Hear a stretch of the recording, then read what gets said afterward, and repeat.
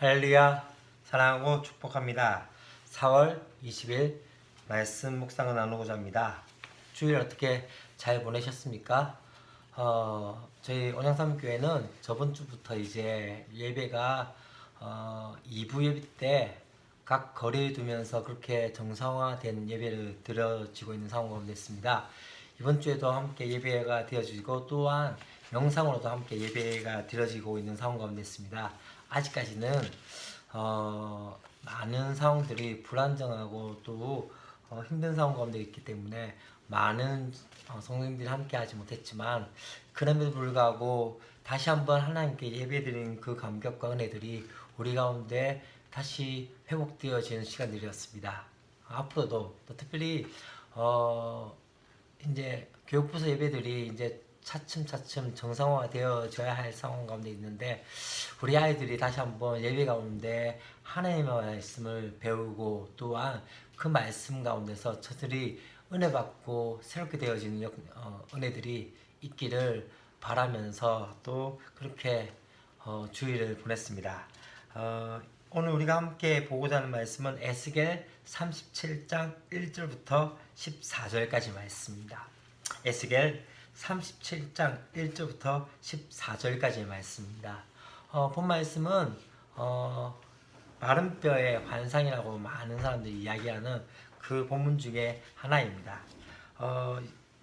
하나님께서 이제 에스겔을 어디로 데리고 가십니까? 바로 골짜기로 데리고 가시는데 뼈가 가득한 그 뼈가 어떤 뼈냐면 힘이 많고 아주 말라버린 그 뼈 가운데 있게 하십니다. 그 가운데서 하나님께서 어떻게 말씀하십니까?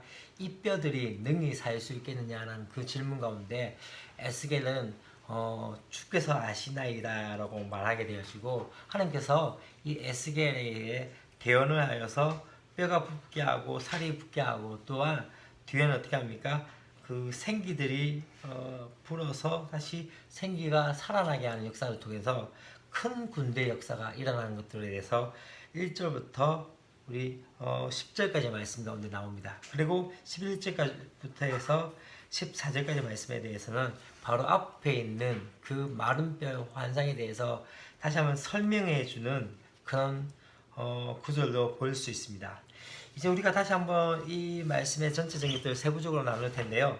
첫 번째 마른 뼈에 대한 환상. 어쩜 이 마른 뼈는 뒤에 말씀에 보듯이 바로 이스라엘 민족의 상황들을 이야기하고 있습니다. 이미 패망해버리고 이미 이제 끝나버린 상황 가운데서 마치 아주 말라버린 그냥 뼈가 아닌 완전히 말려버렸다는 것은 무엇을 의미합니까? 생명력이 전혀 없는 아예 소망도 없고 희망도 없는 그러한 상황의 모습이 바로 마른 뼈의 모습이 아닌가 하는 생각이 들었습니다. 마치 이스라엘 백성들이 그러하다는 것이죠.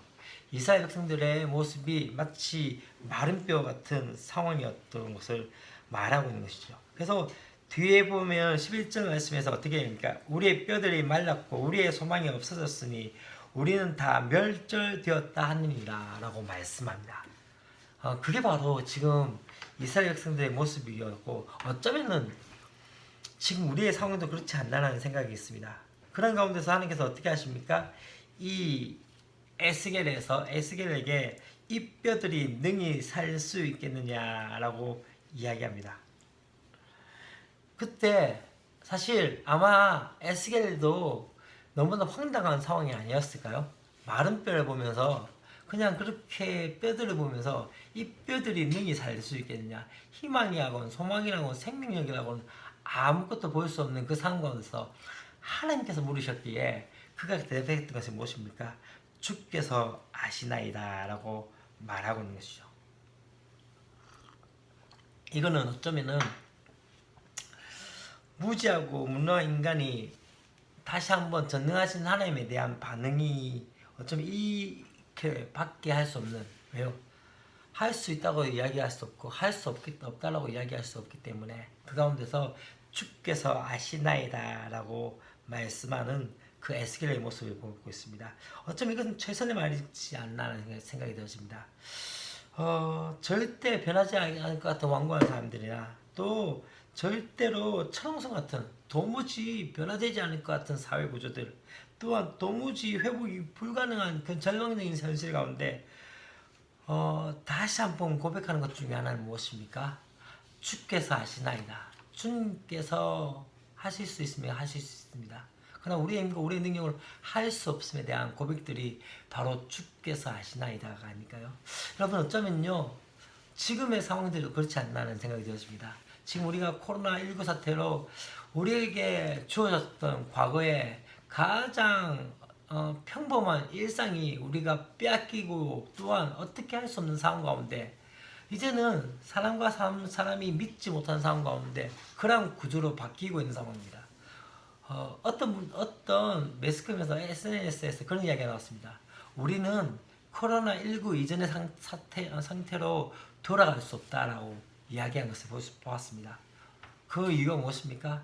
이제 이 코로나19로 말미암아 되어졌던 많은 변화들이 이제 우리를 옛날 과거의 그 평범한 일상으로 돌아가지 못하게 되어졌다는 것이죠. 그렇기 때문에 우리의 힘과 우리의 능력으로 어떻게 할 수 없는 지금의 상황들 가운데 주께서 하시나이다.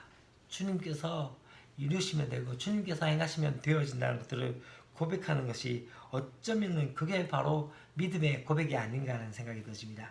그때 주님께서 이제 어떻게 하십니까? 주님께서 뼈들에게 말씀해서 내가 생기를 너에게 들어가게 하리니 너희가 살아나리라 하면서 바로 그 이야기합니다. 뼈들이 붙고 생기가 드러나면서 너희가 살아나리라 하면서 또 내가 여호와인 줄을 알리라.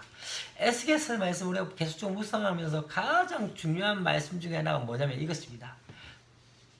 내가 여호와인 줄을 너희가 알리라. 그들이 여호와인 줄을 알리라. 하나님께서 하나님 되십니다. 심판의 목적도 회복의 목적도 가장 중요한 것 중에 하나는 우리의 생사화복을 주관하시고 우리의 삶을 주관하신 분이 누구? 하나님, 여호와 하나님인 것들을 인정하며 사는 사람들, 내가 여호와인 줄 알리라 라고 말씀하는 것들 뒤에 또다시 보게 되어질 텐데요. 이 말씀들 기억하셔야 될 것 같습니다. 그런 가운데서 이제 에스겔에게 어떻게 합니까? 말씀을 대언하게 할 때 뼈들이 서로 맞아 연결되어지고 심줄이 생기고 살아나며 그 위에 가죽이 덮이니라고 말씀합니다. 덮이나 뒤에 어떻게 합니까? 그 속에 생기는 없더라. 말씀의 사람들은요, 어쩌면은 우리가 근데 마른 뼈 가운데 서로 마른 뼈를 붙게 하는 역사와 또한 가죽을 입힌 역사들이 있습니다. 그러나 더 중요한 것 중에 하나가 생기의 역사가 필요하다는 것이죠. 그래서 뒤에 말씀 가운데 어떻게 이야기합니까? 바로 다시 한번 이 에스겔에게서 어떻게 합니까? 생기가 사방으로부터 불어와서 이 죽음을 당한 자들에게 불어서 살아나게 하라. 생기의 역사를 통해서 되어진 것이 무엇입니까? 바로 큰 군대의 역사가 되어진다는 것이죠. 그럼 참 중요한 것 중에 하나입니다. 때때로 말씀에 살 때 말씀과 함께 나누고 말씀의 은혜들 나누는 것들 가운데 더 하나 중요한 사실 중에 하나는 그 가운데 성령의 역사들이 함께 나타나야 하는 것이 우리의 사역이죠.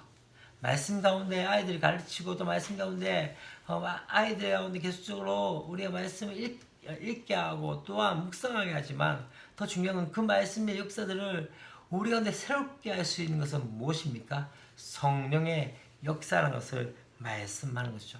성령의 역사가 임할 때 생기가 없던 우리 아이들 가운데 생기가 없던 우리의 삶 가운데 생기의 역사가 일어나며 큰 군대의 역사가 일어나게 되어진 것이죠.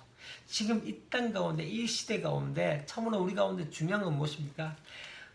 제가 토요일날 새벽기도 때 다니엘서 11장 32절의 말씀을 함께 나누면서 그렇게 이야기했습니다. 앞에 말씀 가운데서 진짜 이 땅 가운데 폐역해지고 또한 타락해지고 수많은 상황들이 나타나지만 뒤에 말씀 가운데 뭘 의미합니까? 오직 여호와를 아는 백성은 강하여 용맹을 떨치리라. 무슨 말입니까? 그러면 세상이 어둡다고 우리 또한 어두워지는 것이 아닙니다. 세상이 힘들다고 우리 또한 힘들어진 것이 아닙니다. 세상이 부패했다고 우리 또한 부패해진 것이 아닙니다. 세상이 어두울 때 빛이 필요하고 세상이 부패해질 때 소금이 필요한 것입니다. 그것이 바로 큰 군대 역사가 아닐까요? 큰 군대의 은혜들이 있어야 되지 않을까요?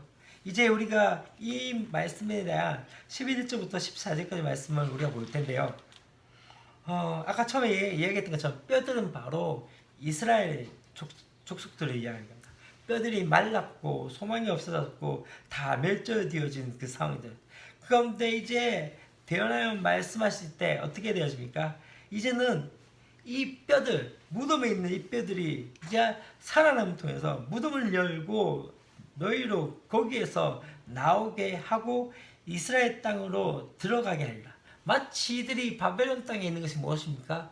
마치 무덤에 있는 것 같고 아무런 희망이 없는 가운데 있지만 이들을 하나님께서 어떻게 만드십니까? 다시 한번 이스라엘 땅, 약속의 땅, 언약의 땅으로 보내시겠다고 말씀합니다. 그 가운데 내가 너희 무덤을 열고 너희로 거기에서 나오게 하는 즉 어떻게 해요? 너희는 내가 여호와인 줄 알리라. 앞에서도 이야기했던 것처럼 내가 여호와인 줄을 알리라, 인정하리라. 그러면서 맨 마지막에 다시 한번 이야기한 것이 무엇입니까? 내 영을 너희 속에 두어 너희가 살아나게 하고 내가 또 너희를 너희 고국 땅에 두리니 나 여호와가 이 일을 말하고 이룬 줄 너희가 알리라. 여호와의 말씀이니라.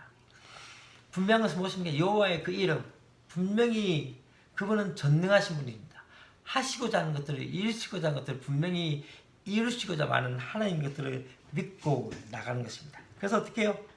하나님께서 우리 가운데 성령을 부으심을 통해서 다시 한번 우리 가운데 살아남은 역사가 있게 하여 주시고, 또한 우리 가운데 약속의 땅에 두게 하시며 그 땅 가운데 하나님의 영광을 나타내는 존재로 우리를 세우실 것을 믿고 바라는 것이죠. 하나님께서 하신다고 말씀하십니다. 그렇다면 중요한 건 무엇입니까? 이 말씀에 대한 반응입니다. 우리의 삶 가운데 그러하기에 다시 한번 성령을 구하며 은혜를 구하며 나가는 저와 여러분이 되었으면 좋겠습니다.